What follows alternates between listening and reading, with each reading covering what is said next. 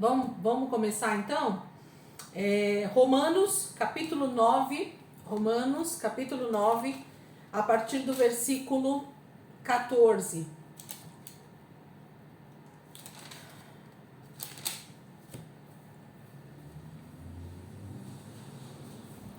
Romanos capítulo 9, versículo 14.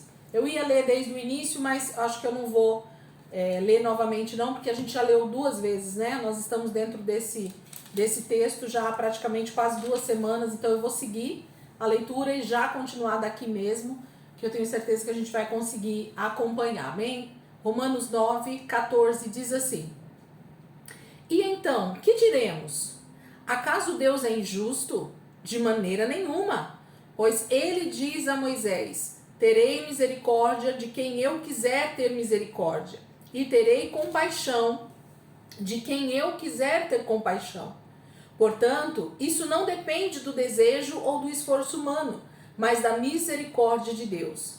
Pois a Escritura diz ao Faraó: eu o levantei exatamente com este propósito, mostrar em você o meu poder e para que o meu nome seja proclamado em toda a terra. Portanto, Deus tem misericórdia de quem Ele quer e endurece a quem Ele quer. Mas alguns de vocês me dirão: então por que Deus ainda nos culpa?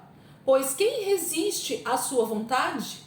Mas quem é você, ó homem, para questionar a Deus? Acaso aquilo que é formado pode dizer ao que formou: por que me fizeste assim? O oleiro não tem o direito de fazer do mesmo barro um vaso para fins nobres e outro para uso desonroso? E se Deus, querendo mostrar a sua ira e tornar conhecido o seu poder, suportou com grande paciência os vasos de sua ira preparados para a destruição?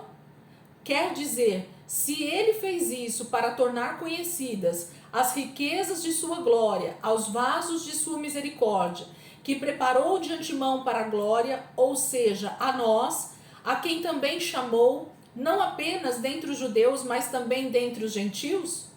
Como ele diz em Oséias: chamarei o meu povo a quem não é meu povo, e chamarei minha amada a quem não é minha amada. E acontecerá que no mesmo lugar em que se lhe declarou: vocês não são meu povo, eles serão chamados filhos do Deus vivo. Isaías exclama com relação a Israel: embora o número dos israelitas seja como a areia do mar, apenas o remanescente será salvo, pois o Senhor executará na terra a sua sentença rápida e definitivamente. Como anteriormente disse Isaías: se o Senhor dos exércitos não nos tivesse deixado descendentes, já estaríamos como Sodoma e semelhantes a Gomorra. Que diremos então? Os gentios que não buscavam justiça a obtiveram, uma justiça que vem da fé. Mas Israel, que buscava uma lei que trouxesse justiça, não alcançou. Por que não? Porque não a buscava pela fé, mas como se fosse por obras. Eles tropeçaram na pedra de tropeço, como está escrito: eis que ponho em Sião uma pedra de tropeço e uma rocha que faz cair, e aquele que nela confia jamais será envergonhado. Então aqui termina o capítulo 9, e nós estamos dentro de um contexto extremamente difícil de engolir, na verdade, né? Esse texto de Romanos, alguns textos dentro do livro de Romanos, eles têm a tendência de nos confrontar, ele tem a tendência de nos deixar muitas vezes até confuso quanto à integridade, o caráter de Deus, porque se a gente isolar o versículo, a gente vai cair no erro de achar que Deus é injusto, como o próprio apóstolo Paulo está dizendo aqui para nós. Quando ele já começa o versículo 14, depois de ter falado várias coisas aqui com os irmãos a respeito de Israel, seu povo escolhido, tudo que nós falamos, principalmente na última aula, né, sobre essa questão de ser filho de Abraão, de nós termos que entender que nem todo israelita é de Israel, né, é filho de Abraão, todo esse contexto que nós temos falado nessas últimas 2 aulas, que a gente precisa entender que tanto judeus quanto gentios, Isso desde a época do chamado a Abraão, todos são salvos pela fé. Precisa crer, precisa acreditar, crer que o Senhor é o nosso Deus, foi Ele quem nos resgatou. Então precisa passar por esse momento de conversão, novo nascimento, crer com o coração e confessar com a boca, como a gente vai falar já já. Então o apóstolo Paulo começa falando aqui no versículo 14, dando continuidade do assunto. Ele então diz assim, porque ele estava falando na última aula, se você lembrar, sobre o chamado dele, tanto a Abraão quanto a Isaac, e os últimos versículos que a gente terminou semana passada falava sobre os filhos de Esaú e de Jacó, né? E a dúvida que pairava aqui para o povo era justamente assim: como assim? Deus fez Deus fez a promessa a Abraão, fez a promessa a Isaac, falou coisas que estariam acontecendo futuramente, e quando chega em Rebeca, ele profetiza sobre o ventre de Rebeca. Rebeca nem tinha tido os filhos ainda, Esaú e Jacó, e ele já profetiza de que o menor seria senhor do maior, né? Então, semana passada eu falei isso, vou só repetir. A gente tem o costume de achar que Jacó, ele fez coisas para conquistar a primogenitura, e não é verdade. Deus tinha o propósito de fazer de Jacó um homem primogênito, fazer um homem que realmente cresce nas suas promessas, e ele seria então senhor sobre o seu irmão, porque o seu irmão desprezou essa primogenitura já desde o ventre. Havia uma batalha no reino espiritual, haviam coisas que já tinham acontecido anteriormente, e que então nesses dois irmãos Deus estava mostrando para nós a sua soberania em escolher o segundo e não o primeiro.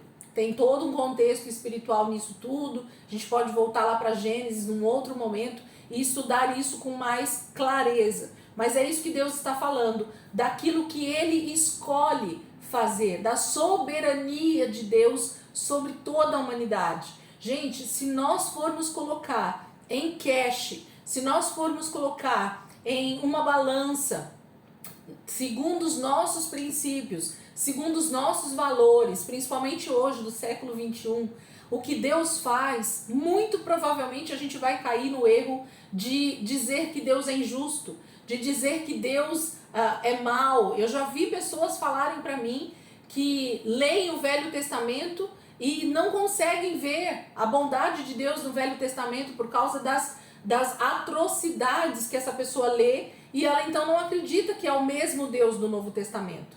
Tamanho é a falta de compreensão do todo. Lembra? Tirar um texto fora de contexto, você vai criar um pretexto. Isso é fato.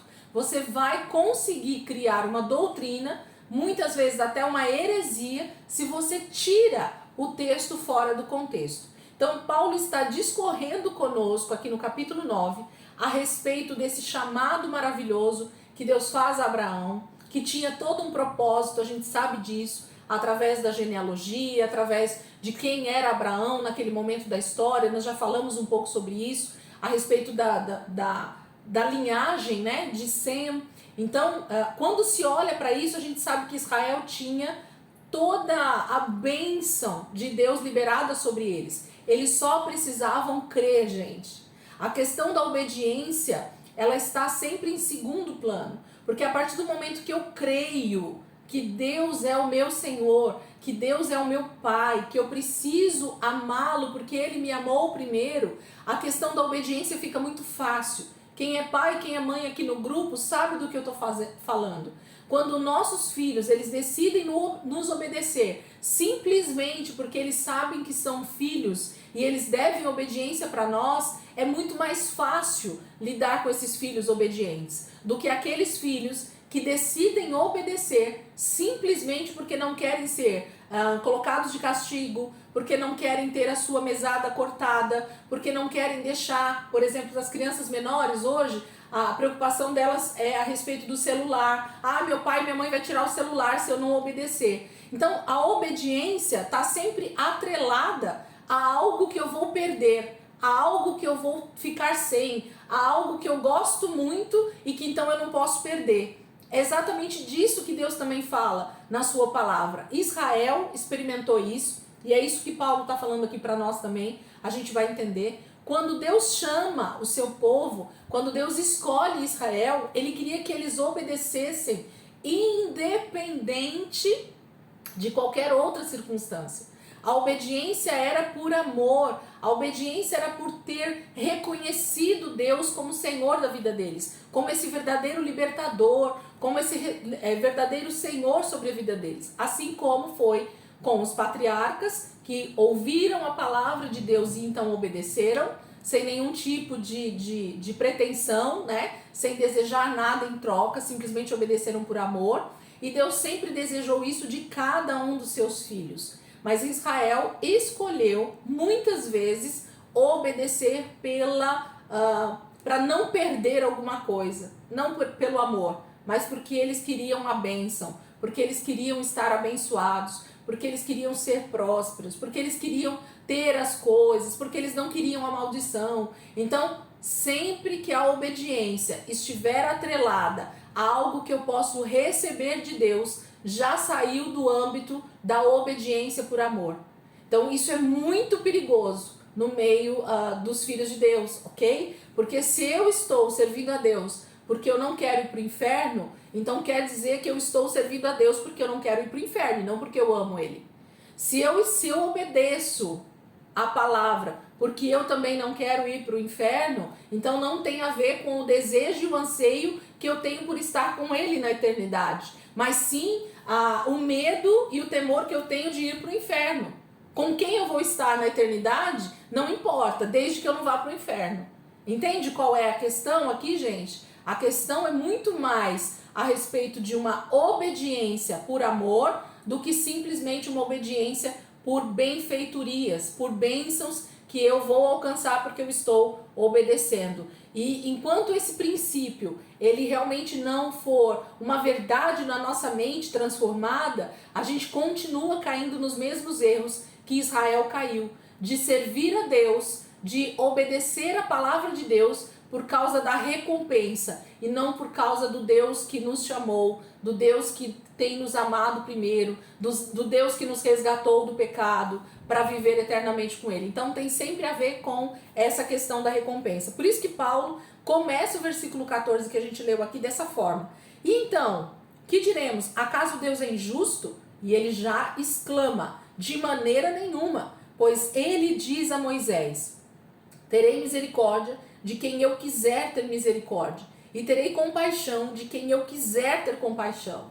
Você já parou para pensar sobre isso? E aqui entra justamente essa dúvida da injustiça, porque o que Paulo está falando para nós, do versículo 14 até quase o final do capítulo 9, é sobre a soberania de Deus a respeito de alcançar as vidas, a respeito de ter compaixão, a respeito de ter misericórdia, a respeito de salvação, inclusive. Ok? Porque se você já leu o Antigo Testamento, em algum momento passou por aquela passagem em que Deus fala através principalmente do profeta Isaías, ele fala que ele estaria endurecendo o coração do povo de Israel. Ele mesmo estaria então fechando os olhos, cegando o povo de Israel para a palavra, deixando eles surdos espiritualmente, ok? E eles não entenderiam com a mente e com o coração. Então todas as vezes que um profeta falava, a partir do momento que Deus falou isso, Israel realmente estava como alguém cego, surdo e sem entendimento. A palavra entrava, mas eles não conseguiam entender a palavra. Eles não conseguiam enxergar a palavra que Deus estava dizendo. Eles não conseguiam enxergar a salvação de Deus. Aí você pode perguntar para mim, como eu fiz essa pergunta na época para o texto, e quem está comigo há mais tempo talvez vai lembrar disso que nós já falamos aqui, que se Deus então foi Ele quem endureceu o coração do povo de Israel por causa da desobediência deles, por que Deus fez isso? Deus é mau? Deus é ruim?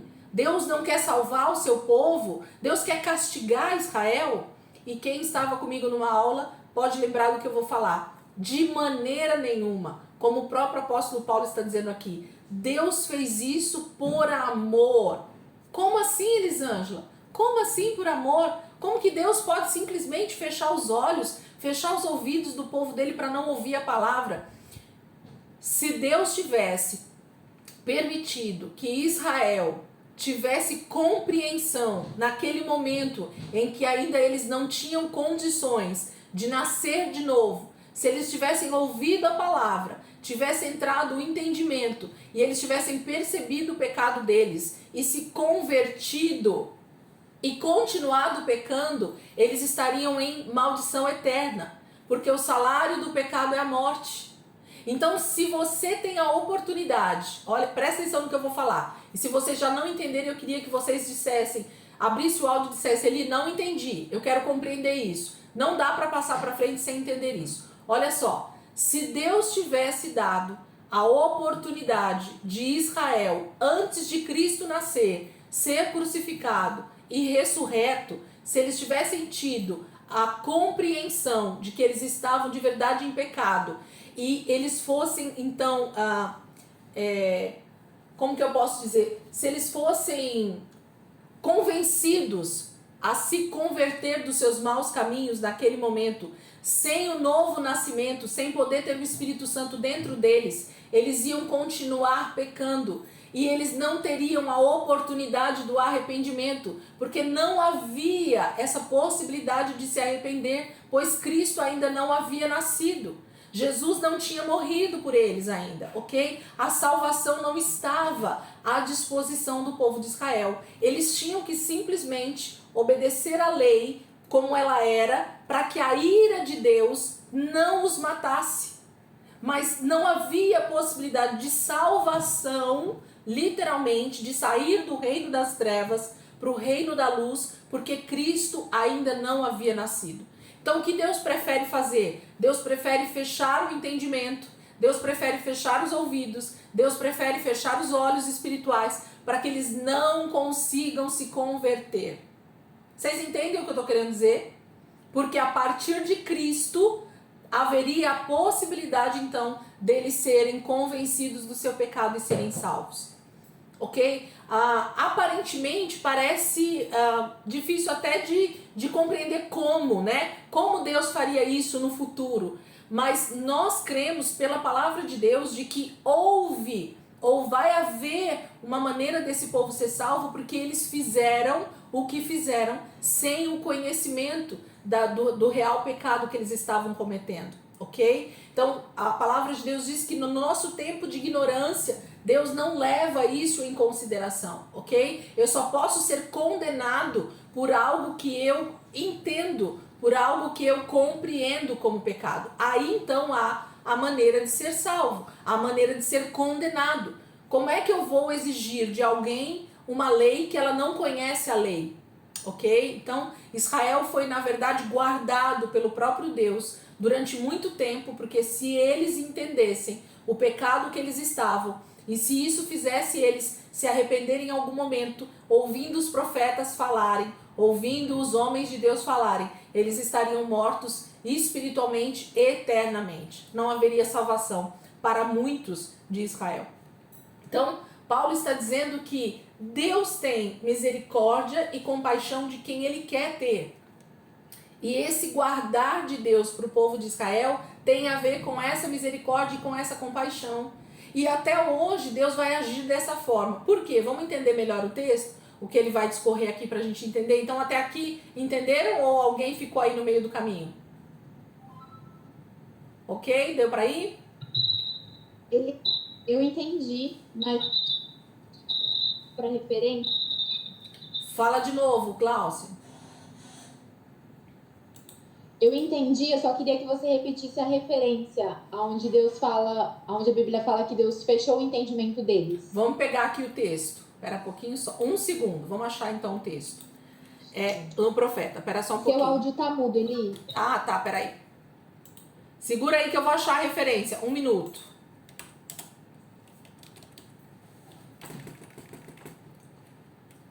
pegar aqui através de 1 Coríntios, ele vai falar um outro texto. 1 Coríntios 2:9, abram aí comigo que a gente já abre no outro texto também. 1 Coríntios 2:9. Ele vai, Paulo vai falar sobre um texto que ele justamente tinha visto no Velho Testamento, nas profecias, e ele repete aqui que Deus então estava fazendo algo novo, né? Através do novo nascimento. E depois a gente vai então para Isaías 64:4, e tem outros textos, não tem só esse, mas tem outros textos que Deus vai falar da mesma forma. Ele diz assim, 1 Coríntios 2:9.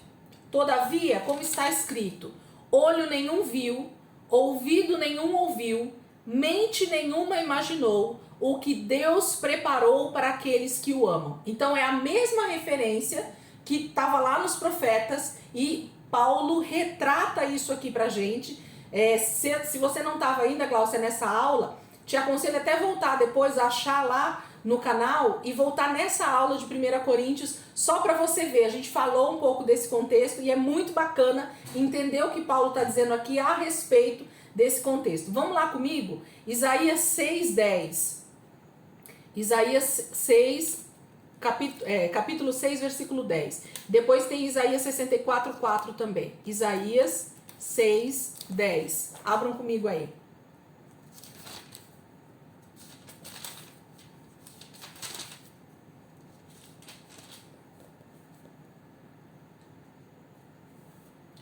Vamos pegar a partir do versículo 9, para a gente entender um pouquinho do contexto, né? Só para ver aonde começa a fala. Quem está falando com Isaías é o próprio Deus, tá? A fala aqui é do Senhor, é Deus quem está falando.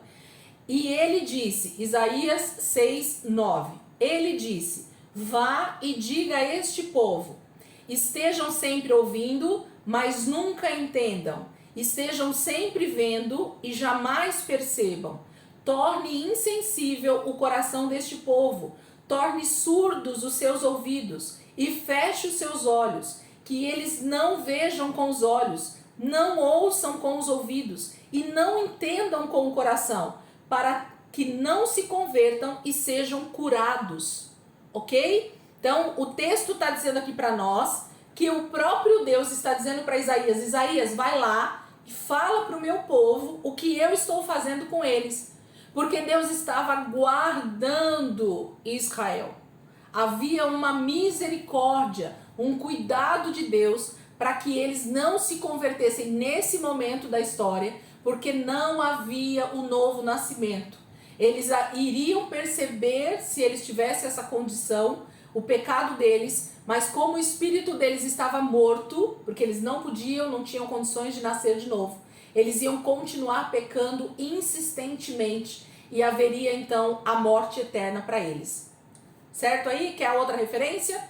Ou depois, qualquer coisa pode pedir no grupo que a gente coloca lá de novo, tá bom? Se vocês quiserem as outras referências. Essa passagem também tá lá em João, gente. João 12:39. Depois vocês vão lá que Jesus está lá falando também. O negócio é forte demais, é maravilhoso, é tremendo. Como o próprio Jesus também cita isso para os próprios discípulos e judeus que estão ali. Vamos lá. 9, onde eu parei aqui? Vamos continuar, versículo 16. 9:16. Portanto, isso não depende de desejo ou do esforço humano, mais da misericórdia de Deus. Pois a escritura diz ao faraó. Aí ele começa falando no 16, que então a questão de ser alcançado por Deus, de nós recebermos salvação, das pessoas se converterem, das pessoas saírem, né, da sua condição de pecado, delas se tornarem realmente filhos e filhas de Deus, depende exclusivamente do Senhor, gente. E aqui tem uma outra teologia que é muito discutida, que é essa questão também da predestinação, ok? Se nós estudássemos a fundo essa questão da teologia calvinista e arminiana, a gente ia ver esse assunto muito forte, porque eles discutem isso de forma muito forte. A gente já entendeu lá atrás que o chamado à salvação é para todos. É ou não é? Vocês têm dúvida disso? Não. É para todos. Deus tem salvação para todos. Só que a questão exatamente está aí. Quem é que está pronto ou quem é que consegue compreender a ação do Espírito Santo no coração? Aquele que realmente está totalmente aberto para as coisas de Deus, aquele que realmente tem o mínimo, né, de ouvido para ouvir o que Deus está falando e se arrepender dos seus pecados. E aí a palavra está dizendo aqui para nós, de forma muito clara, que é o próprio Deus quem vai agir na vida das pessoas para que elas ouçam o Senhor falar. Então entra exatamente essa questão da soberania de Deus e que para muitas pessoas isso passa a ser desigual, isso passa a ser algo difícil de compreender, mas não é, porque o ser humano ele é obstinado por natureza, e é isso que Deus está olhando quando ele age com misericórdia, com compaixão. Qual o nível de obstinação, de determinação para o pecado que eu e você temos?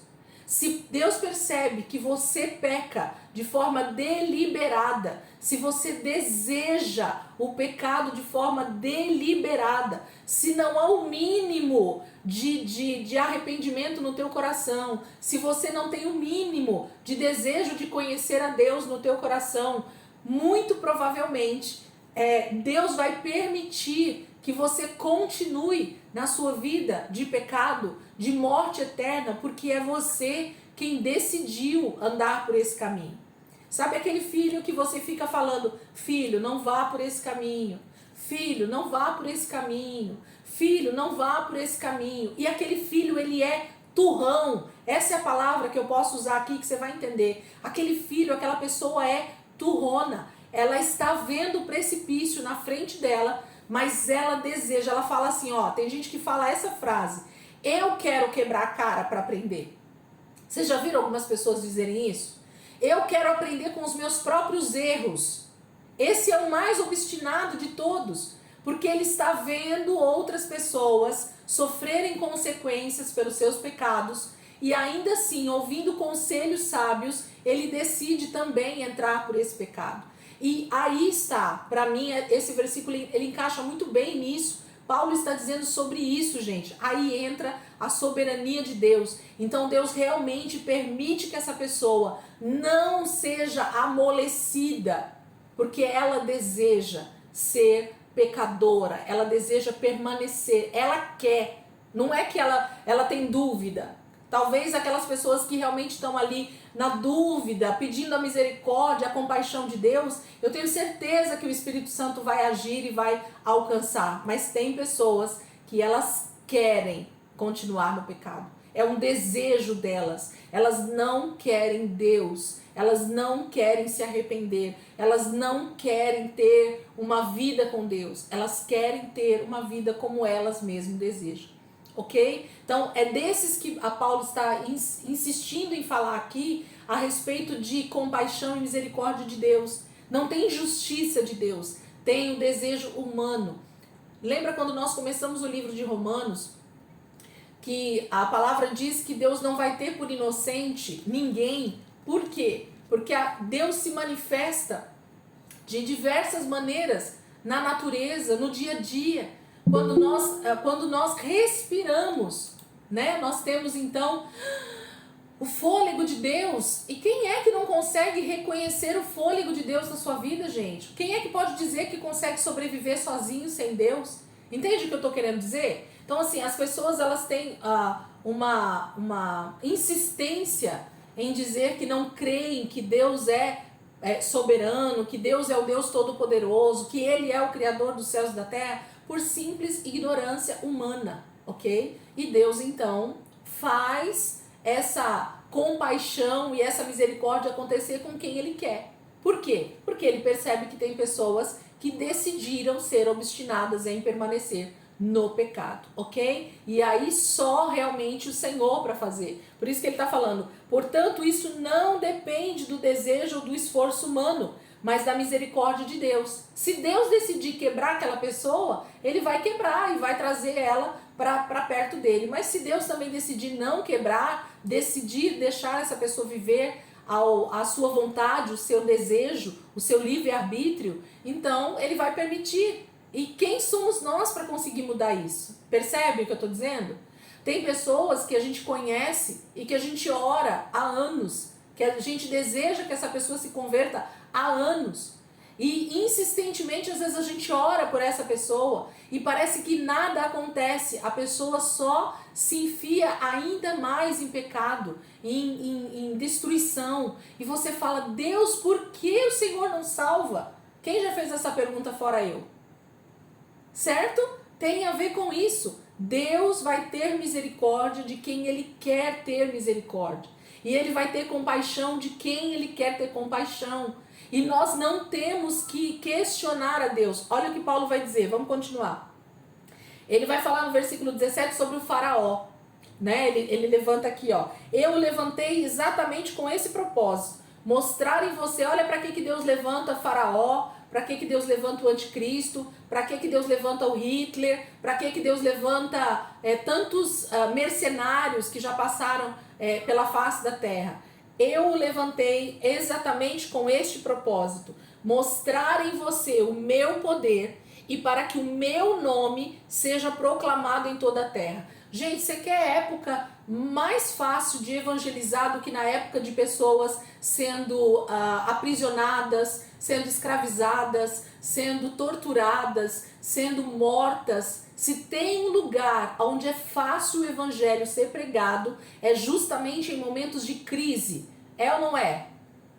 Quando pessoas terríveis, como o faraó na época do Egito, como, por exemplo, Nabucodonosor na época da Babilônia, como Hitler na época dos nazistas, e como tantos outros, gente, que já existiu aí. Se a gente for olhar a história, a gente vai achar muita gente aí. Deus levanta essas pessoas para justamente fazer o nome dele ser exaltado. Porque as pessoas vão recorrer a Deus, as pessoas vão orar, as pessoas vão clamar, as pessoas vão pedir misericórdia, elas vão se arrepender do que elas fizeram. Quando você olha a história de Israel, Israel quando se via escravizado, quando se via, né, debaixo de opressão maligna, através desses homens que foram levantados na história, eles clamavam muito, eles oravam muito, eles pediam muito a misericórdia de Deus. E é exatamente isso que Deus faz. Então Deus permite, Deus levanta, ele fala aqui, esse tipo de homem para que o nome dele seja glorificado, para que o nome dele seja então conhecido. Aí entram os outros versículos, vamos ler que eu vou falar uma coisa importante aqui para vocês. Versículo 18. Portanto, Deus tem misericórdia de quem Ele quer e endurece a quem Ele quer. Mas alguns de vocês me dirão, então por que Deus ainda nos culpa? Não vai ter gente que vai falar assim, então eu não tenho culpa de não ter me convertido antes. Então eu não tenho culpa porque a outra pessoa não se converte, não adianta eu orar então. Deus não vai ter misericórdia dela mesmo? Esses são as frases, os enganos que nós muitas vezes cometemos porque achamos que Deus está sendo injusto então. Entende o que eu estou querendo dizer? E é o contrário. Nós precisamos entender que a nossa oração, que a nossa petição, ela pode mover aquela pessoa que está endurecida, mas também pode mover o próprio Deus para fazer algo por aquela pessoa. Então nós não devemos desistir, nós não devemos esmurecer diante disso, mas saber que se o Senhor não salvar, a culpa não é dele. Vamos colocar entre aspas, ok? Tem a ver com a própria pessoa estar decidida por uma vida totalmente longe de Deus, e então Deus usar a sua soberania e dizer, então, se você não quer, então eu posso fazer ou não que você seja salvo. Soberania de Deus, gente. Aí Paulo vai dizer aqui muito claro, né? 19. Mas alguns de vocês me dirão, então por que Deus ainda nos culpa? Pois quem resiste à sua vontade? Gente, se Deus quisesse, olha aqui para mim todo mundo. Se Deus quisesse salvar no momento em que Adão e Eva pecou, não permitindo que eles não comessem do fruto, Deus poderia ter feito?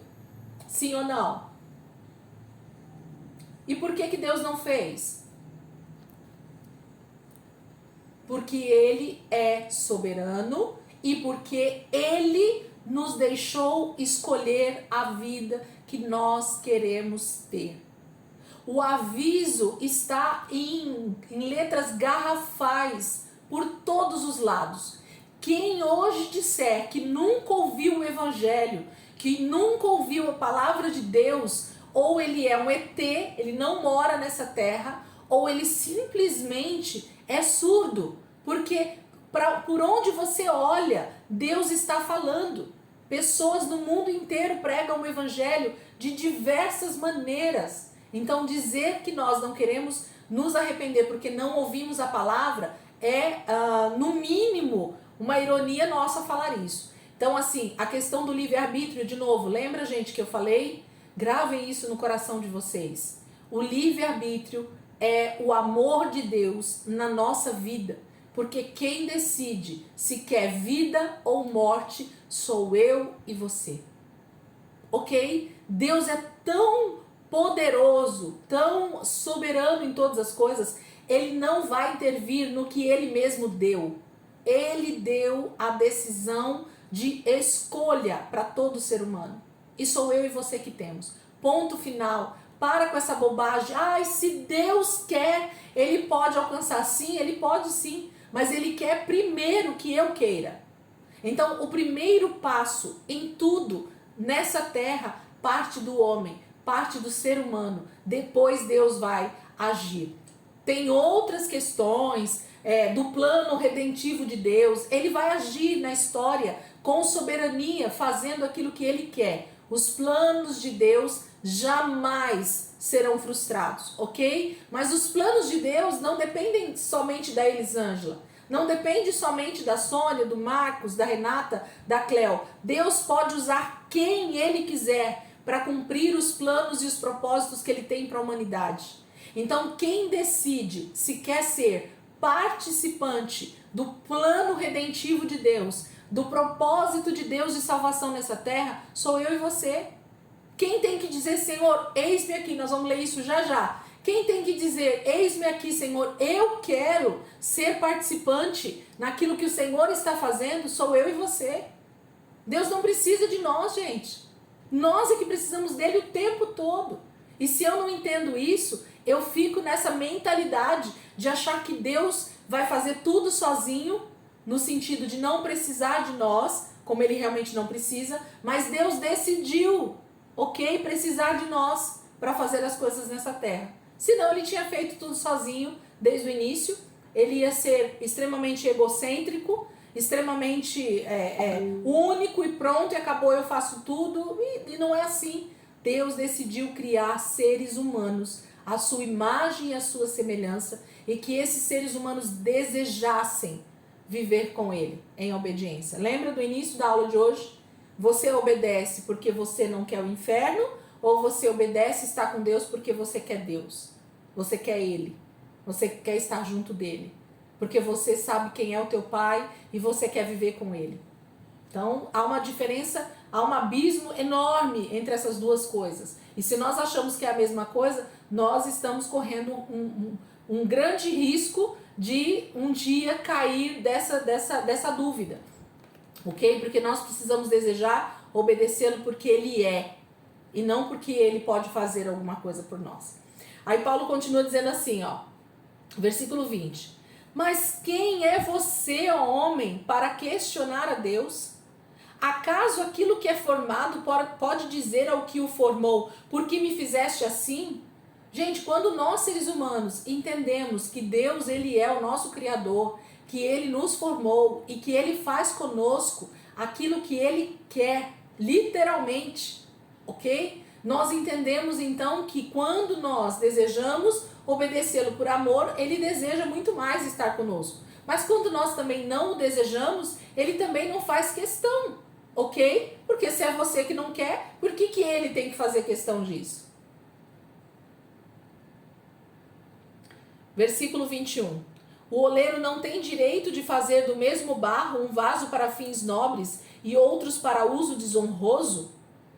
E se Deus, querendo mostrar a sua ira e tornar conhecido o seu poder, suportou com grande paciência os vasos de sua ira preparados para a destruição? Que dizer, se ele fez isso para tornar conhecidas as riquezas da sua glória aos vasos de sua misericórdia, que preparou de antemão para a glória, ou seja, a nós, a quem também chamou, não apenas dentre os judeus, mas também dentre os gentios? Paulo está dizendo assim, gente, Deus, na sua soberania, ele disse assim, para eu conseguir alcançar alguns, eu vou ter que ter vasos, aguentar vasos de desonra, pessoas que vão de livre-arbítrio decidir viver sem mim, pessoas que vão decidir viver no pecado, ouvindo ao diabo e aos seus demônios, mas eu, Deus, tô falando como Deus, vou permitir que essas pessoas vivam do jeito que elas querem, sem matá-las, ok? Sem fulminá-las, mas deixando ela fazer aquilo que elas querem pelo tempo que eu predeterminar, porque essas pessoas que são vasos de ira, que vão ter a morte eterna, que vão para o inferno, essas pessoas estão cooperando para que aqueles que olhem para elas se arrependam e desejem estar com Deus. Consegue compreender isso? Parece até contrário, né?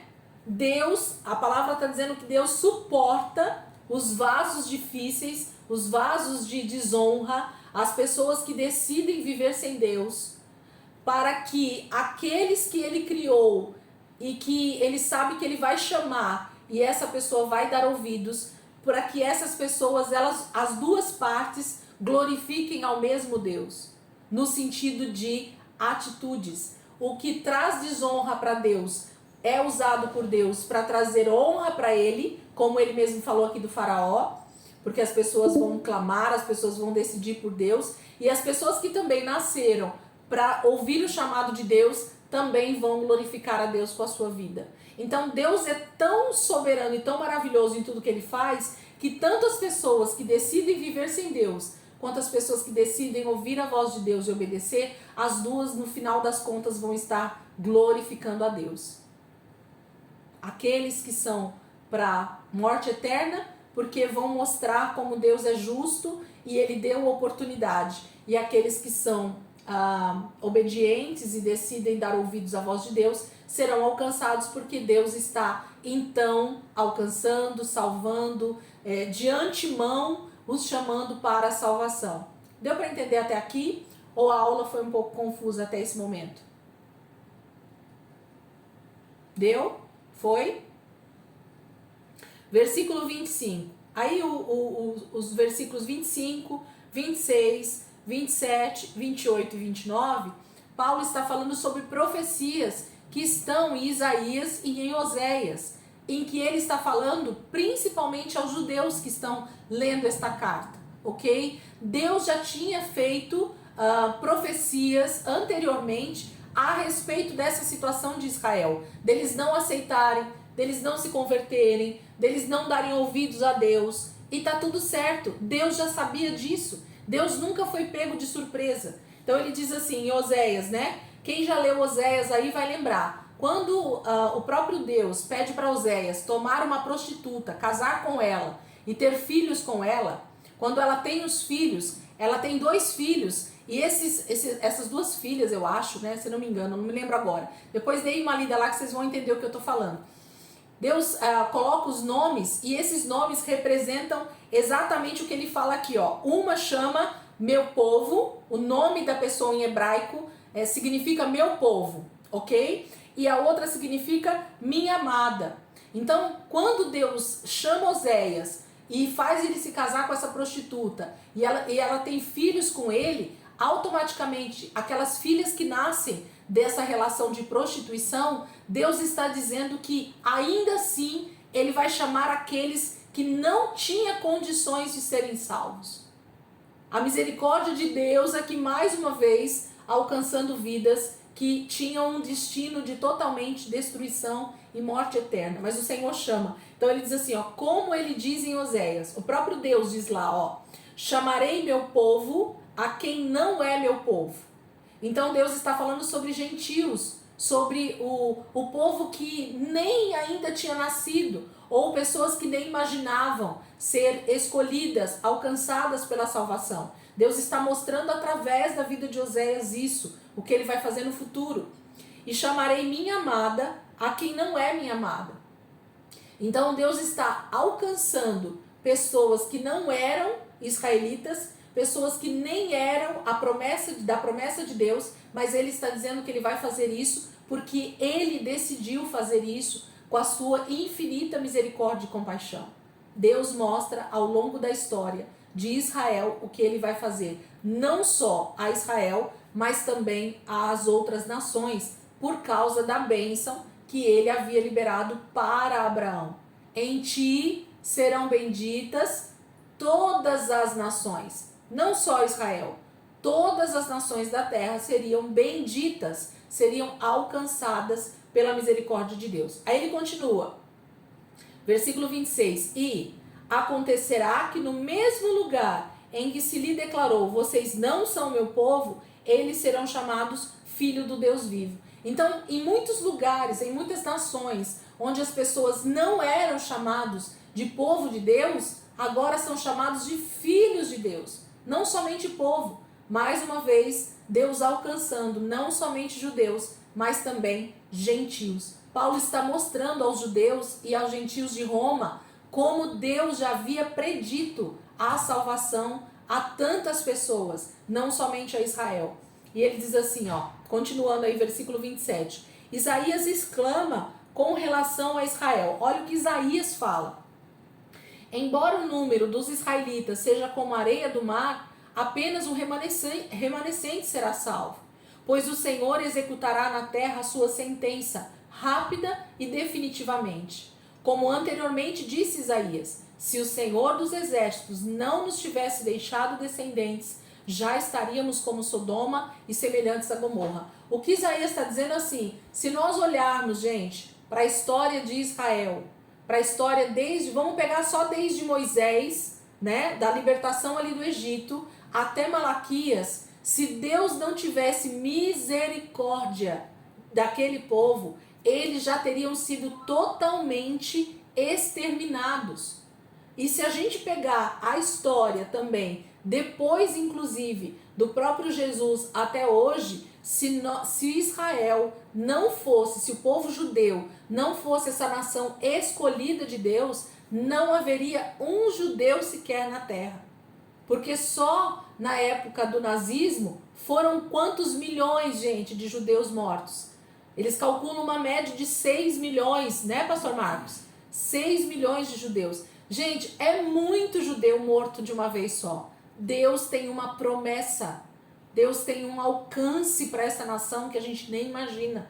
As promessas de Deus se cumprirão para Israel, mas a palavra de Deus também diz que nós então fomos alcançados com essa mesma misericórdia, com essa mesma compaixão, porque Deus assim determinou desde o início, ok? A promessa foi dada, não foi através de Jesus, foi através de Abraão. O próprio Deus falou isso a Abraão. Abraão, você vai ser uma grande nação e através de ti, dessa nação, eu vou abençoar todas as nações da terra. Ok? Então, há uma promessa ecoando, desde a época de Abraão até a volta de Jesus, essa promessa vai ecoar. E ele diz então que se Deus não tivesse tido misericórdia de Israel, eles já teriam sido literalmente exterminados da terra. Não haveria um judeu para contar a história, mas Deus vai fazer isso sim. A misericórdia de Deus vai alcançar. 3 minutos. Eu vou só... não vou terminar. Vamos fechar aqui, eu vou voltar, que agora entra o desfecho, que é o melhor de tudo desse texto do capítulo 9. Bora lá, vou fechar, vocês já voltam rapidinho.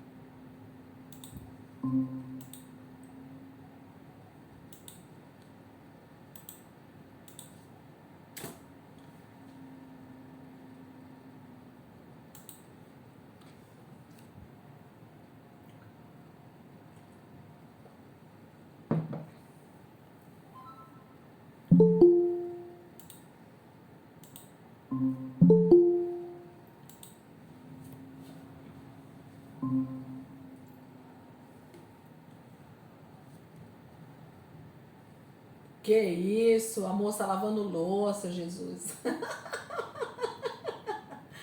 Ai, Jesus, que coisa boa. Acho que tem mais uma viciada em vermelho lá no fundo, você viu, Dai? Meu Deus. Vocês precisam ir morar o ratinho lá, como é que é o nome? Com a Mini. Acho que vocês tinham que morar na casa da Mini, vocês duas. Porque, olha lá, eu não sei, se as meninas não tiveram infância, minha gente. Só Jesus. Aí faz... Elisa, aqui na nossa infância, a Disney era do capiroto. A gente não podia... É verdade, é verdade. Teve essa época, teve essa época. Mas graças a Deus que a gente ora e tudo é nosso. Não é nada do diabo, tudo é meu.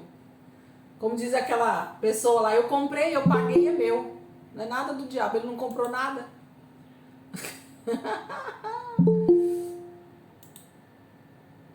Vamos lá, gente? Acho que chegou todo mundo aí, né? Opa, vamos lá. Então, o versículo 30, gente, agora pra gente dar esse desfecho aqui do que Paulo tá falando. Que diremos então? Opa. Então, versículo 30. Que diremos então? Os gentios que não buscavam justiça a obtiveram, uma justiça que vem da fé. Mas Israel, que buscava uma lei que trouxesse justiça, não a alcançou. Por que não? Porque não a buscava pela fé, mas como se fosse por obras. Para aqui. Gente, o dia que eu e vocês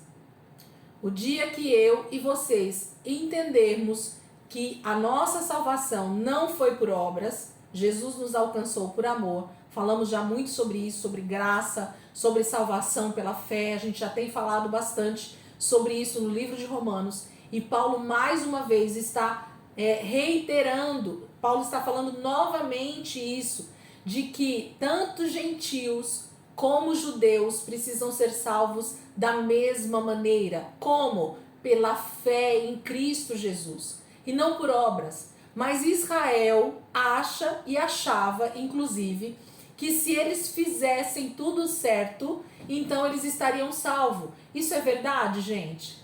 Não. Ok? Não, não é. Porque se você, para ser salvo, precisa fazer tudo certo, então isso quer dizer que se você errar em uma vírgula, o que vai acontecer com você então? Inferno, ok? Se a minha salvação depende de eu cumprir os 10... Vou falar assim só pra gente resumir, tá? Pra vocês entenderem. Ó, Israel imagina que se eles cumprirem os 10 mandamentos à risca, eles são salvos. Isso é verdade? Sim, é verdade. Por que é verdade? O senhor fala, não, pastor, mas é verdade e não é verdade. Vamos entender. A palavra de Deus diz, nós vamos ler aqui, Paulo falando. Se nós quisermos viver pela lei, então nós precisamos cumprir a lei à risca. Ok? Não pode escorregar em nenhuma vírgula. Então, assim, você vai ter que ser extremamente correto em 100% da sua vida. Você não vai poder cometer um só deslize.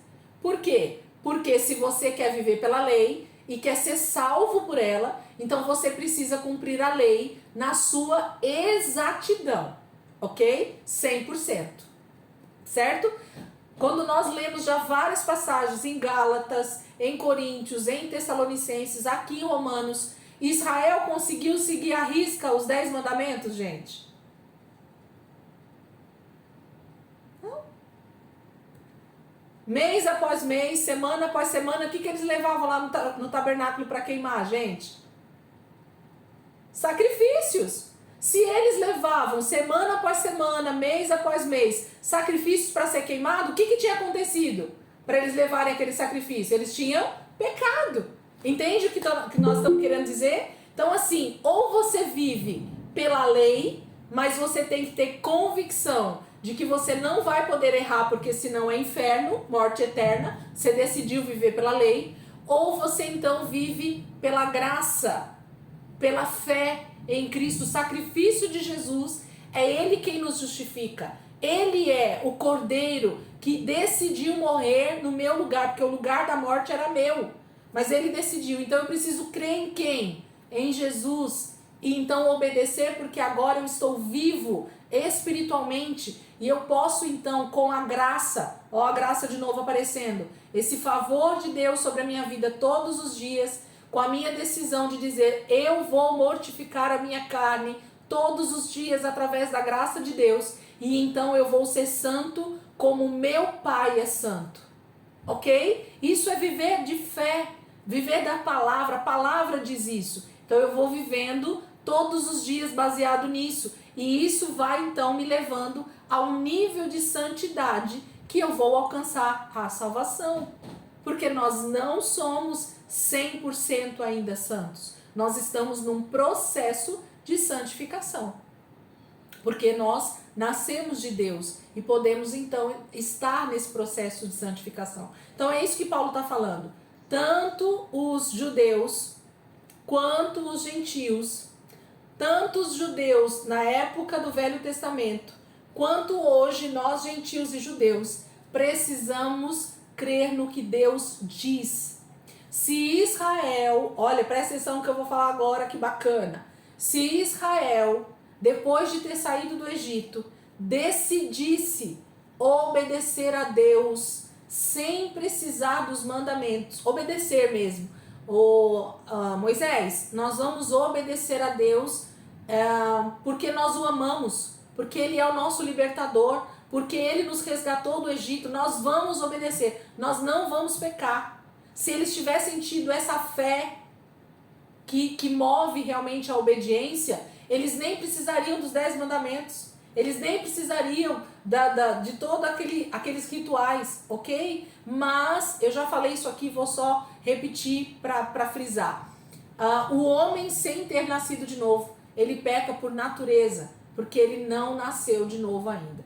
Então, ainda que Israel quisesse, eles não tinham condições disso, é muito difícil o homem sem o novo nascimento não pecar. Ok? Então Deus deu aquela situação dos 10 mandamentos e das leis para que eles pudessem ter vida em Deus até que Jesus viesse, né? Há um plano aí sendo estabelecido.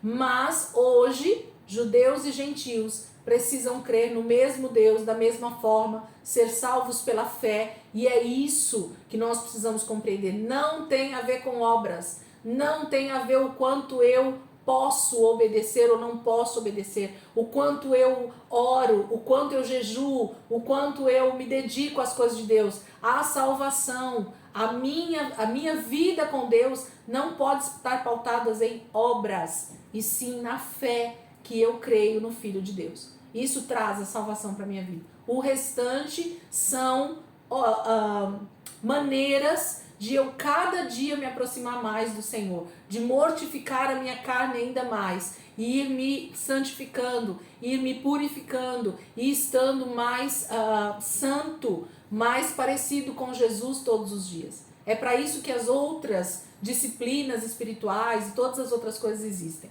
ok? Mas a obediência, a fé, ela precisa ser porque Deus te resgatou e me resgatou. Capítulo 10, vamos lá. Versículo 31, perdão, já ia pular aqui. Versículo 32, perdão. Por que não? Porque não a buscava pela fé, mas como se fosse por obras. Eles tropeçaram na pedra de tropeço, como está escrito: eis que ponho em Sião uma pedra de tropeço e uma rocha que faz cair, e aquele que nela confia jamais será envergonhado. Quem é a pedra de tropeço, gente? Que a palavra está falando. Quem quer chutar aí?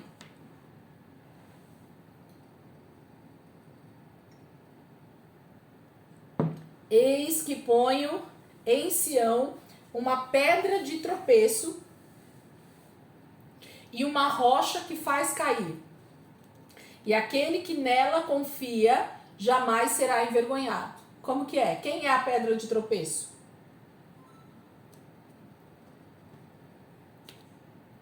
E aí, ninguém vai chutar? Meu Deus. Fala aí, Soninha, por favor. Jesus, Elisângela. Jesus, Miguel, obrigada. Ô, glória, alguém abriu. Gente, olha o que aconteceu com Israel e olha o que acontece com muitos de nós que ou com a humanidade hoje, né? Jesus é uma pedra de tropeço. Sabe o que a palavra de Deus está dizendo aqui para mim, para você e para Israel?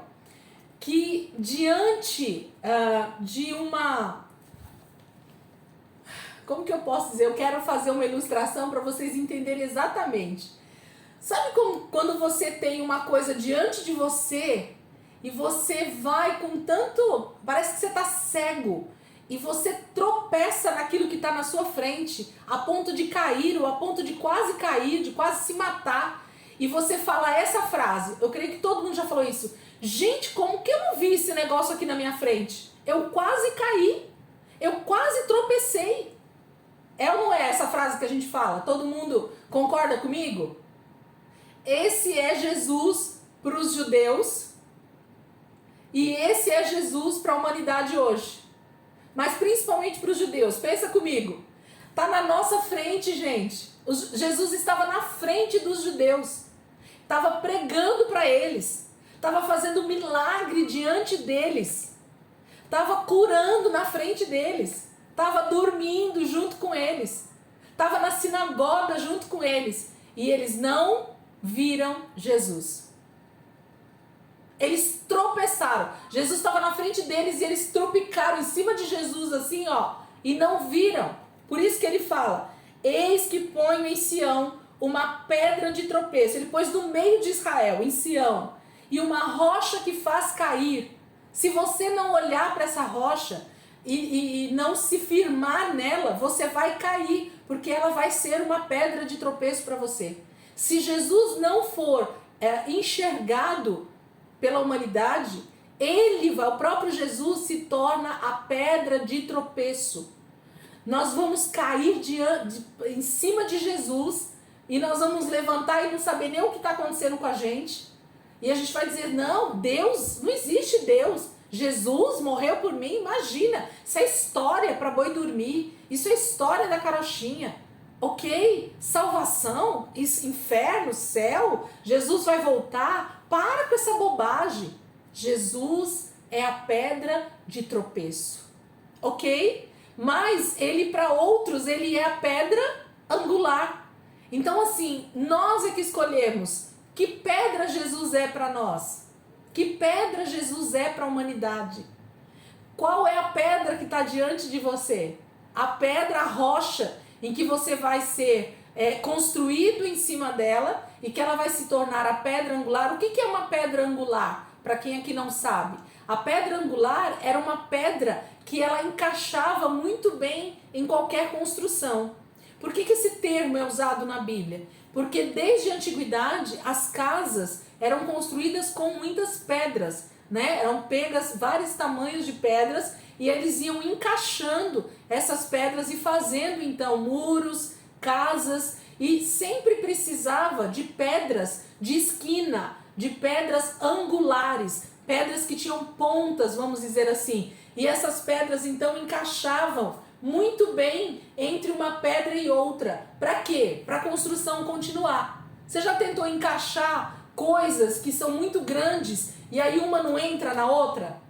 Já tentou fazer isso? Então, qual que era a pedra mais importante numa construção nos tempos antigos e na época de Israel principalmente? A pedra de esquina, a pedra angular. Era uma pedra que ela encaixava extremamente bem entre uma pedra grande e outra. E ela dava então a sustentação para a construção continuar. Sem essa pedra de esquina, eles não conseguiam continuar a construção.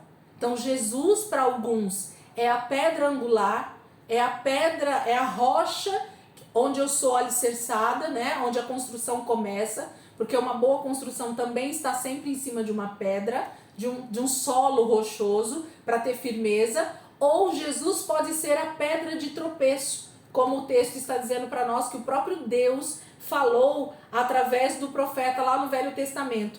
Eis que ponho em Sião uma pedra de tropeço e uma rocha que faz cair. e quem nela confia jamais será envergonhado. Então essa pedra pode ser ou o seu tropeço ou a sua confiança. O que eu prefiro de Jesus? Essa pedra de tropeço ou a pedra angular em quem eu confio, essa rocha em quem eu estou totalmente fortalecido. Entende o que Paulo está dizendo? Para os irmãos em Roma, para os judeus e para os gentios, mas principalmente para judeus. Paulo tem um contexto muito forte aqui para o povo judeu, mas fazendo com que a gente, gentil, entenda que Israel tem as suas promessas, tem o seu cumprimento e que Deus tem algo muito particular com esse povo. E se nós entendermos que nós então estamos em conjunto, judeus e gentios, formamos um só corpo de Cristo, ok? Aí sim a coisa consegue fluir melhor. Por isso que a gente precisa orar por Jerusalém, por isso que a gente precisa orar pelo povo judeu, por isso que a gente precisa servir a Deus com muito zelo, porque a palavra de Deus fala, ele vai falar já aqui, que nós precisamos causar ciúmes nos judeus. Vocês já ouviram esse termo? Que nós precisamos causar ciúmes nos judeus. Eles precisam olhar para nós servindo a Deus com tanto zelo, com tanto esmero, com tanta propriedade, com tanto amor, com tanto afinco, que eles vão dizer, não, nós precisamos servir a esse Deus como esse povo serve, porque eles servem o único Deus verdadeiro, ok? Então nós precisamos causar ciúmes neles. Capítulo 10, vamos lá que ainda dá tempo da gente seguir aqui. Irmãos, o desejo do meu coração e a minha oração a Deus pelos israelitas é que eles sejam salvos. Posso testemunhar que eles têm zelo por Deus, mas o seu zelo não se baseia no conhecimento. Porquanto, ignorando a justiça que vem de Deus e procurando estabelecer a sua própria, não se submeteram à justiça de Deus. Porque o fim da lei é Cristo para a justificação de todo o que crê. Moisés descreve desta forma a justiça que vem da lei. O homem que fizer estas coisas viverá por meio delas. Mas a justiça que vem da fé diz, não diga em seu coração, quem subirá aos céus? Isto é, para fazer Cristo descer. Ou quem descerá ao abismo? Isto é, para fazer Cristo subir dentre os mortos. Mas o que ela diz, a palavra está perto de você, está em sua boca, em seu coração, isto é, a palavra da fé que estamos proclamando. Se você confessar com a sua boca que Jesus é Senhor e crer em seu coração que Deus o ressuscitou dentre os mortos, será salvo. Pois com o coração se crê para a justiça e com a boca se confessa para a salvação. Como diz a Escritura, todo que nele confia jamais será envergonhado. Não há diferença entre judeus e gentios, pois o mesmo Senhor é Senhor de todos e abençoa ricamente todos os que o invocam, porque todo aquele que invocar o nome do Senhor será salvo. Como, pois, invocarão... Vou parar aqui, peraí que a gente já vai seguir, que aí o texto muda, a ênfase de Paulo muda. Então vamos lá, capítulo 10 ele começa dizendo que há um ardente desejo de Paulo pela salvação dos judeus. E nós precisamos, gente, coloca isso na sua lista de oração, por favor. Nós precisamos orar pela salvação de Israel. Nós precisamos orar pela salvação dos judeus. Nós precisamos pedir para que o Senhor use as nossas vidas com esses ciúmes, que eles vão olhar para os cristãos e eles vão entender que nós reconhecemos o Senhor Jesus como Senhor e Salvador, o único e verdadeiro Deus. E eles então vão ter Jesus não mais como uma pedra de tropeço, mas eles vão então ser alcançados pela misericórdia e pela compaixão de Deus, porque nós estamos intercedendo em favor de Israel, nós estamos intercedendo em favor dos judeus, precisamos como igreja interceder pela vida deles. Paulo está dizendo, irmãos, o desejo do meu coração e a minha oração a Deus pelos israelitas é que eles sejam salvos. Paulo está pedindo à igreja, ao povo em Roma, aqueles que já foram alcançados, orem pelos judeus como eu tenho orado. É o meu povo, eu desejo que eles sejam salvos. Deus deseja a salvação dos judeus. Aí diz assim, ele fala sobre essa questão de que Israel de que os judeus que ainda não são convertidos, eles têm zelo por Deus. Eles amam a Deus. Eles só ainda não conseguiram ser revelados. Eles ainda não conseguiram alcançar esse entendimento. Ainda estão com os olhos, né, vedados. Mas hoje o Espírito Santo está agindo. Então nós precisamos pregar. É isso que ele vai falar no final, que eu parei aqui.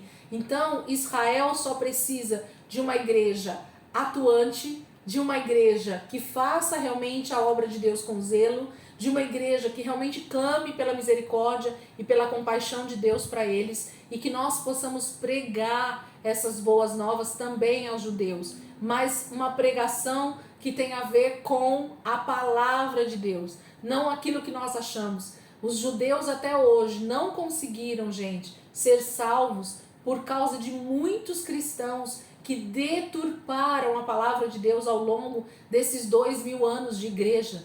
A igreja fez uma rachadura no meio do meio cristão e judeu ao mesmo tempo, com as suas doutrinas humanas, com as suas pregações antissemitas, né, que são totalmente contra Israel. E entra tantas coisas aqui, gente.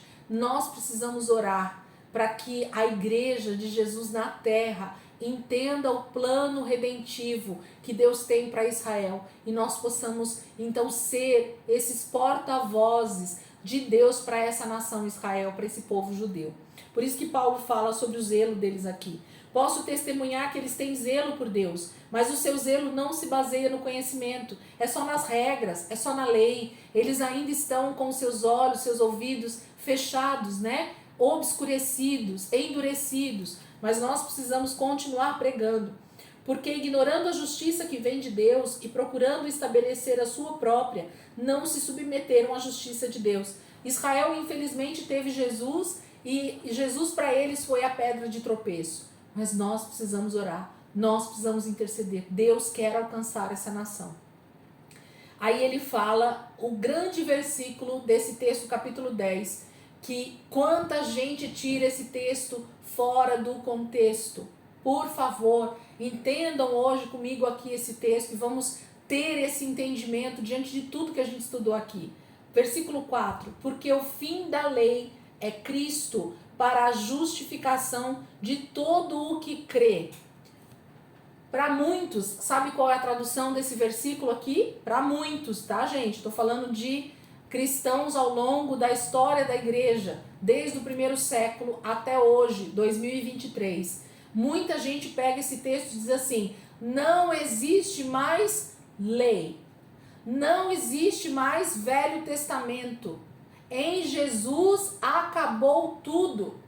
Jesus é a nova lei. Jesus é o novo caminho. Jesus é o que nós precisamos. Isso é verdade, gente? Segundo o que nós estudamos sobre a graça é a exclusão da lei? A graça é a abolição da lei? Então nós não precisamos mais obedecer à lei? É isso que a gente entende nesse versículo? Não, não. Olha o que o versículo está dizendo.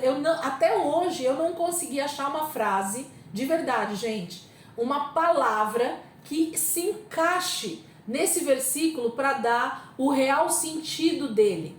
Olha o que o versículo está tentando falar para nós. Eu acho que até o tradutor. Quem tem esse versículo aí? Fala para mim as versões aí que está diferente da minha. Versículo 4. Quem tem aí? Abre aí para mim, por favor. Versículo 4.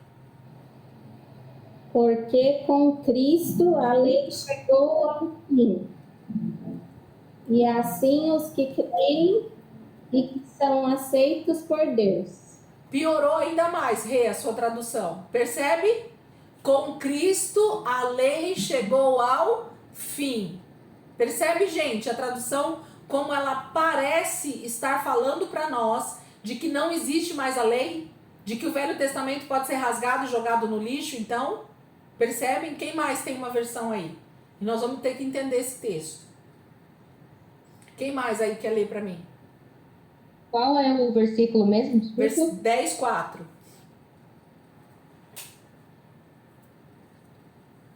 O meu 10:4 está escrito: porque o fim da lei é Cristo, para a justiça de todo aquele que crê. É igual a minha versão. Mais alguém? Lê aí, pastor.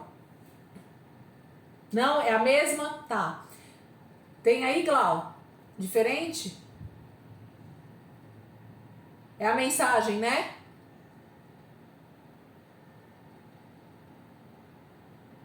Dez quatro, né? É. A revelação anterior tinha a intenção de nos deixar preparados para o futuro. Apenas isso. Ele então iria consertar os que creram nele. Tá muito. Aí a mensagem, ela na verdade tenta só explicar o versículo. Pode falar. Pode falar, Dai. Aquela minha outra está escrito assim: pois Cristo é o propósito para o qual a lei foi dada. Como resultado, todo que nele crê é declarado justo. Fala de novo. Deixa eu entender o versículo como ele foi escrito. É mais ou menos isso, mas vamos lá. Pois Cristo é o propósito para o qual a lei foi dada. Como resultado, todo que nele crê é declarado justo. Fica um pouco mais fácil, mas se a pessoa não interpretar também, mas é isso aí. É basicamente, é assim, gente, ó. A lei, tem mais alguém que quer falar? Não, né? A lei... Oi, pastor, pode falar. O 4. Porque com Cristo a lei chegou ao fim, e assim os que creem é que estão aceitos por Deus. Então, tá vendo? Tem o fim aí. Essa palavra fim, ela dá uma conotação de que em Cristo acabou todas as coisas, certo? O passado acaba em Jesus. Então, muitos intérpretes da Bíblia, muitos teólogos, inclusive, fazem uma má interpretação desse texto, no sentido, não estou falando que esses teólogos estão errados, não é nada disso, calma aí comigo, vamos lá. Mas se eu não compreender isso, eu vou fazer uma interpretação errônea. Justamente por isso que muitos teólogos falam que a partir de Cristo, a graça é a única coisa que a gente precisa pensar, os mandamentos eles são ultrapassados, eles são do passado. Vamos tentar entender isso, gente. Quando Deus dá a lei a Moisés, o que Deus estava tentando fazer era mostrar ao povo de que a obediência à vontade de Deus, aos princípios de Deus, é a melhor coisa para que nós sejamos salvos, para que nós tenhamos relacionamento com Deus. Então, se o israelita conseguisse seguir ali os 10 mandamentos, ele teria vida em Deus, ele estaria com Deus, ele teria relacionamento com Deus, ele podia se achegar a Deus. É esse o princípio que a velha aliança mostra para nós, certo? Mas o que a velha aliança, o tabernáculo, esse desejo de Israel estar perto de Deus ali no tabernáculo, o que era isso? Nada mais era do que a comunhão novamente com Deus, através dos sacrifícios, através de levar ali e pedir perdão. Então, o que eles desejavam, o que Deus queria que eles percebessem, é que eles precisavam desejar com muita vontade ter relacionamento com Deus. Deus queria que o Éden voltasse a existir. Deus queria falar com o seu povo. Deus queria ter comunhão com o seu povo. Então ele dá ali toda a lei. Mas aquilo tudo estava mostrando o que, gente? Um homem que pudesse, então, seguir aquilo à risca. Aquilo Deus estava tentando mostrar que havia uma possibilidade de que a comunhão com ele voltasse a acontecer. E como é que essa comunhão pôde então voltar a acontecer, gente? Através de quem? Através de Cristo. Nós então podemos ser alcançados, salvos, nascer de novo e a nossa comunhão com Deus retorna. Então o fim daquele tipo de relacionamento com Deus é Cristo. Porque em Cristo eu consigo me relacionar com Deus nascendo de novo. E aí toda a lei, tudo aquilo que está lá na lei pode ser então obedecido não mais simplesmente pela regra, não mais simplesmente pela obediência sem entender por que eu tenho que fazer aquilo. Mas hoje, com o Espírito Santo dentro de nós, eu consigo obedecer toda a vontade de Deus, toda a lei de Deus, porque eu nasci de novo, porque o Espírito de Deus habita dentro de mim. Vocês conseguem entender isso que eu estou querendo dizer? Será que eu consegui, de alguma maneira, o fim daqui que o versículo quer dizer, até hoje eu não consegui, gente, uma palavra que se encaixa aqui.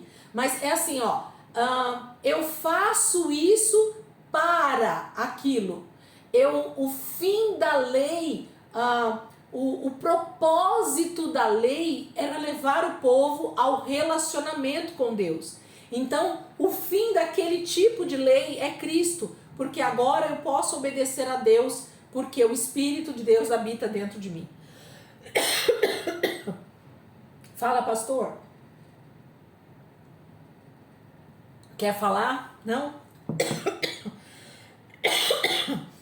Será que vocês conseguem compreender isso que eu estou querendo dizer? Ou ainda não ficou claro? Será que deu para compreender? Entende? Não acabou o que Deus falou no Antigo Testamento, de forma nenhuma. Na verdade, se a gente olha para o Velho Testamento, o que acabou foram os rituais no sentido de templo, no sentido de tabernáculo, no sentido de sacrifícios, né, oferecidos ali no altar, aqueles rituais que eles faziam para ter comunhão com Deus, eles acabaram. Por quê? Porque Cristo veio, ok? Então ele é o sacrifício perfeito. Então nós não precisamos mais fazer rituais para ter proximidade com Deus. Mas a obediência à vontade de Deus, à lei de Deus, aos princípios de Deus, eles partem do mesmo desejo. Deus continua desejando que a gente não adultere, que a gente não minta, que a gente tenha Ele como Senhor sobre todas as coisas, que a gente tenha o sábado como um dia santo, porque nós precisamos descansar. Então todos os princípios que regem a palavra de Deus, eles permanecem, nada mudou. Então o Velho Testamento, a Antiga Aliança, ele permanece fiel como desde o princípio. A vontade de Deus continua a mesma e vai continuar eternamente, porque Deus é santo e Ele deseja que seus filhos estejam com Ele, obedeçam aos princípios dEle, porque é o que faz a humanidade viver em santidade, ok? Então o fim aí é Cristo, no sentido de que o cumprimento de toda a lei fica mais simples, fica mais fácil. O dia que eu conseguir uma explicação mais clara sobre esse versículo, pode deixar que eu volto aqui para falar com vocês de novo, ou se alguém tiver, em algum dia o Espírito Santo trouxer um entendimento mais claro para você disso, por favor, compartilhe com a gente, porque eu entendo, para mim, eu não consigo pôr uma palavra para isso, eu não consigo dar uma explicação lógica para o que Deus está falando ali. Em Cristo, dá um choque. Pode falar, quem está falando?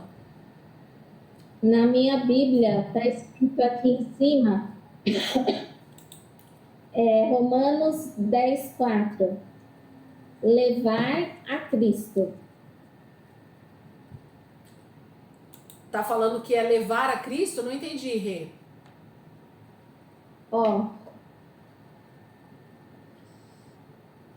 Na Bíblia visual, tem os versículos aqui falando, né? Aí tá falando sobre esse versículo, que é levar a Cristo. Depois a gente olha com calma e qualquer coisa a gente volta nesse versículo e fala com a galera aqui na aula. Depois você me mostra, se a gente tiver a oportunidade de ver, ou me manda em foto. Apesar que a Dai tem aqui também, né? Vou dar uma olhada e qualquer coisa a gente volta então nesse versículo. Tá bom? A gente qualquer coisa, se eu achar... Até hoje eu não achei uma explicação fácil de entender o que esse versículo que Paulo escreveu quis dizer, ok? No sentido de explicação. Eu entendo para mim, ó. Em Cristo eu consigo cumprir toda a lei, os mandamentos de Deus, porque em Cristo é possível. Não acabou nada, isso é fato. Então essa história de que em Cristo acabou o Velho Testamento já é uma mentira, é um engano, ok? O Velho Testamento não pode ser rasgado. Ele é uma continuidade. O Novo Testamento é uma continuidade do Velho, ok, gente? Não existe antes e depois e hoje não tem mais, não. É uma história só que Deus está contando, ok? Mas em Cristo hoje nós temos condições. A graça entra de novo aí, nos capacitando para obedecer. Aquilo que os israelitas não conseguiam fazer na lei, hoje a gente consegue fazer na graça, com muito maior facilidade por causa do Espírito Santo, ok? Aí ele continua, vou só terminar esse texto que eu li, pra gente poder, que tá falando do que eu já falei, tá? Por isso que eu vou terminar. Versículo 5. Moisés escreve desta forma a justiça que vem da lei. Olha o que Moisés falou, que é o que eu falei já durante o capítulo 9. O homem que fizer estas coisas viverá por meio dela. Ele está falando sobre quando Moisés fala que os israelitas queriam viver pela lei, né, para terem vida em Deus. Isso é verdade. Se eles conseguissem obedecer 100% à lei, eles já estariam salvos. Mas, de novo, vou lembrar, todas as semanas, todos os meses, algum israelita estava levando algum sacrifício para ser oferecido no tabernáculo. Isso quer dizer que eles continuavam pecando dia após dia. E se eles estavam em pecado, então a lei não conseguia fazer eles obedecerem piamente 100%, ok? É isso que a palavra está dizendo. Mas a justiça que vem da fé diz, não diga em seu coração. Aí tá falando, esses versículos aqui, essas perguntas, fala assim, quem de nós poderia fazer, se não Deus, que Cristo viesse e pagasse pelos nossos pecados e cumprisse realmente toda a lei e descesse até o abismo e morresse por nós e ressuscitasse. Então tá falando que tudo procede justamente de Deus. Só Deus poderia dar o seu próprio filho em nosso favor. E Jesus então cumprir a lei à risca sem pecar, mesmo sendo homem, Jesus conseguiu cumprir toda a lei por causa da plenitude do Espírito Santo dentro dele. Mesmo sendo homem, 100% homem, ele era pleno, cheio do Espírito Santo. E foi isso que fez com que Jesus não pecasse. Não tinha a ver somente com a sua divindade, em ele ser 100% Deus. Não. Tinha a ver com ele ser 100% homem, mas pleno, cheio do Espírito Santo. Então ele pôde descer do céu, porque Deus o enviou. Ele pôde morrer em nosso lugar. Ele pôde descer ao abismo, ok? Morrer em nosso favor. E ele pôde ressuscitar. Aí Paulo diz assim, então por causa disso, é que a palavra de Deus diz, a palavra está perto de você, está em sua boca e em seu coração. Você pode ver, você pode sentir. Isto é, a palavra da fé que estamos proclamando. Versículo 9, se você confessar com a sua boca que Jesus Cristo, que Jesus é Senhor, e crer em seu coração que Deus o ressuscitou dentre os mortos, será salvo. 10, pois com o coração se crê para a justiça, e com a boca se confessa para a salvação. Vou parar aqui que eu preciso falar algo para vocês não esquecerem. Por que precisa desses dois elementos, gente? Coração para crer para a justiça e boca para confessar para salvação, não é isso? Por quê? Porque quando a palavra de Deus diz que Deus está pedindo o nosso coração, é porque é aqui que nasce todo o sentimento de pecado, de injustiça, de desobediência. É no nosso sentimento, é nas nossas emoções, é no nosso coração que procede esses desejos, esses anseios.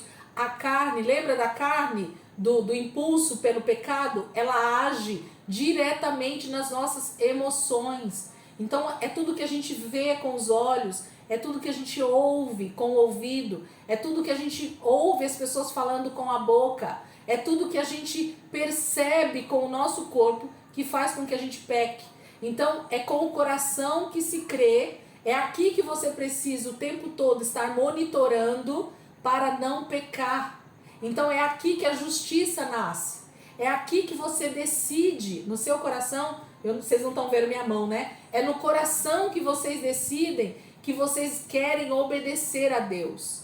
Então tudo procede do nosso coração, tudo está no nosso coração, a obediência. E aí, se eu decido, então, crer em Jesus como Senhor e Salvador, se a palavra de Deus conseguiu me confrontar a tal ponto que eu me converto, então isso vai fazer com que a minha boca confesse. Por quê? Porque eu preciso declarar, precisa sair da minha boca aquilo que eu creio, aquilo que eu quero, aquilo que agora eu começo a profetizar como verdade na minha vida. Por isso que precisa existir as duas coisas. Por que as pessoas precisam confessar Jesus como Senhor e Salvador? Não é por acaso, é porque ela está simplesmente externando aquilo que o coração dela creu para a justiça. A partir daquele momento, aquela pessoa está dizendo que ela então se arrepende dos seus pecados, decide agora obedecer a Deus em justiça, em obediência, e por isso que ela vai dizer: Senhor, o Senhor é meu Senhor e o meu Salvador. Eu vou falar para que o mundo espiritual e o mundo físico, os outros seres humanos, saibam aquilo que eu decidi com o meu coração, que eu criei com o meu coração. Tem um versículo que diz assim: eu criei, por isso falei. Não é isso que a palavra diz? Eu criei, por isso falei. Então, a gente só profetiza, gente. A gente só fala aquilo que primeiro o nosso coração creu. Se você não passar primeiro pelo coração, se a decisão não passar primeiro aqui, se você realmente não crer com o teu coração, não adianta você nem falar com a sua boca. Por isso que muitas confissões, muitas palavras que saem da nossa boca, elas não se cumprem, elas não acontecem na nossa própria vida. Por que, Elisângela, que não acontece? Porque eu não criei primeiro com o meu coração. Ok? Jesus não, o próprio Deus fala lá através de Isaías, né? Falando com Isaías: o meu povo, ele fala sobre mim só da boca para fora. Mas o que está longe? O coração. O coração dele está longe de mim. Por quê? Porque não decidiu obedecer com o coração. Os sentimentos ainda estão sendo guiados pelo pecado, pela carne. Então não adianta você falar que você serve a Deus só com a boca. Se o teu coração não decidir obedecer a Deus fielmente em tudo, esqueça, tua boca está falando da boca para fora. Por isso que esse ditado existe. Está falando da boca para fora. Não nasceu aqui dentro primeiro, ok? Por isso que é tão importante nós lermos a palavra, meditarmos na palavra, fazer com que a palavra crie raízes primeiro no nosso interior, no nosso espírito, no nosso coração, para que então, a hora que a palavra sai da nossa boca, ela sai com convicção, ela sai com certeza, ela sai com entendimento daquilo que primeiro Deus plantou no meu espírito, no meu coração. Então agora os meus sentimentos, as minhas emoções obedecem de verdade aquilo que Deus falou. Aí eu posso falar à vontade, porque aqui dentro, no meu coração, já está manifesto. Eu já decidi obedecer. Ok? Deu para entender o que Paulo está dizendo aqui para nós? Terminar os versículos aqui só, mais 2 minutos.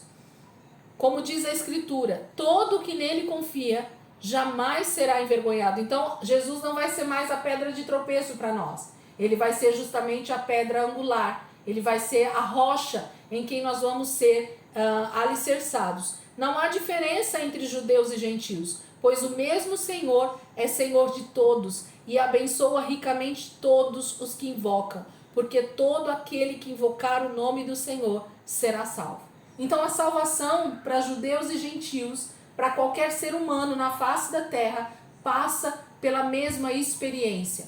Depois nós vamos ler aqui, por que eu parei no versículo 14? Porque Paulo, Isaías, Jeremias, eles vão dizer assim, para nós refletirmos: como é que as pessoas vão crer se não tem quem pregue? Como é que as pessoas vão ouvir se não tem quem fale? Gente, se nós não formos os porta-vozes dessas boas novas do Evangelho, as pessoas realmente não vão crer.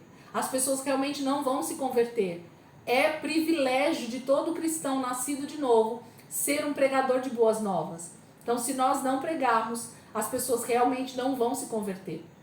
Ok? Então, Ezequiel vai falar sobre isso, Jeremias vai falar sobre isso, Isaías vai falar sobre isso, e Paulo volta esse texto aqui novamente para nós. Como que as pessoas vão ouvir se não tiver quem pregue? Como elas vão se converter se elas não ouvirem o Evangelho, a vida de Deus? Ok? Semana que vem a gente continua então a partir desse texto, para vocês entenderem. Ok? Quem quer orar aí para a gente terminar rapidinho? Não vou orar aqui se vocês não quiserem abrir. Amém? Vamos orar. Jesus, muito obrigado, Pai,